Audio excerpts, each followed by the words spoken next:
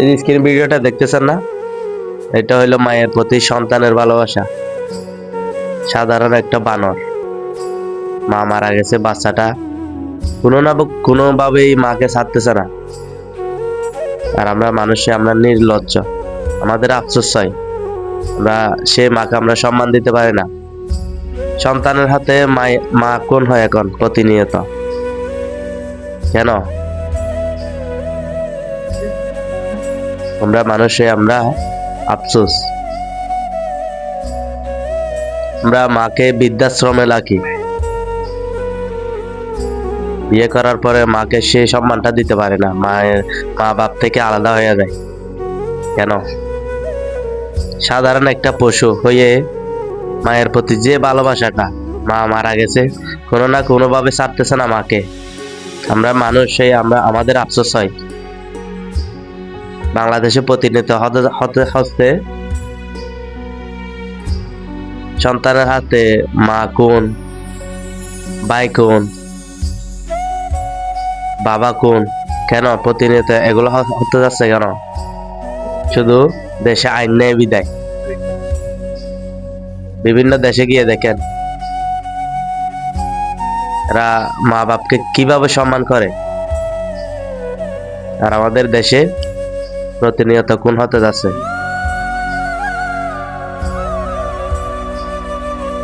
মা বাপ এখন বুঝবে না এরা কি জিনিস, এখন বুঝবে না, যখন হারিয়ে যাবে না তখন বুঝবে ঠিকই যাকে হারাইছ। তো মা বাপ থাকতে তাদেরকে সম্মান দিতে শিখো, তাদের যতটুকু প্রাপ্য সব দিয়ে দাও, কোনো কিছু অভাব রাখবে না তাদেরকে। শ্বশুর শাশুড়িকে বর্তমানে দাও, মা বাপকে দাও না। এগুলা বললে হয়তো আমরা এখন মানুষের কাছে খারাপ হয়ে যেতে পারি, অনেকের কাছে। মা বাপকে আলাদা করে শ্বশুর শাশুড়িকে নিয়ে ভালো ভালো খাবার খাও, লজ্জা থাকা উচিত তোমার।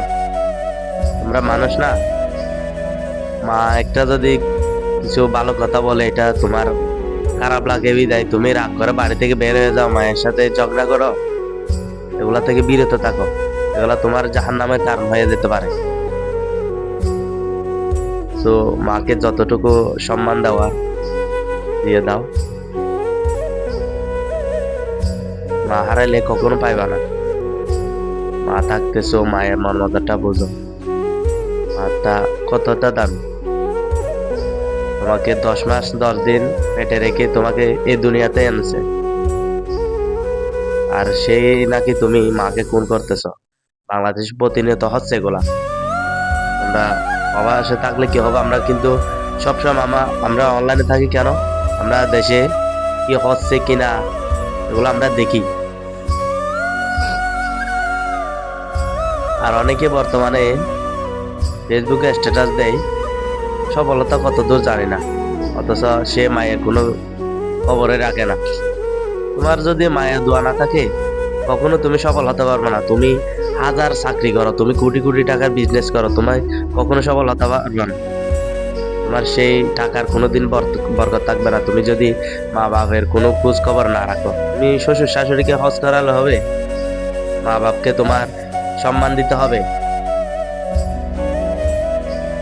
আমিও যদি কোনো একদিন সফল হতে পারি তাহলে আমিও বলবো সবার সামনে আমার সফল হওয়ার পিছনে আমার সবচাইতে অবদান ছিল আমার মা বাপের। তো এখনো সময় আছে, মা বাপকে সম্মান করতে শিখো। সাধারণ এই বানর থেকে শিখো, মায়ের প্রতি কত রকম ভালোবাসা, কি রকম ভালোবাসা ও কিচ্ছু বোঝে না, একটা পশু। আর আমরা মানুষ, সেই আমাদের লজ্জা লাগে, আমরা সেই সম্মানটুকু মা বাপকে দিতে পারি না। তো সবাই ভালো থাকবেন, আসসালামু আলাইকুম।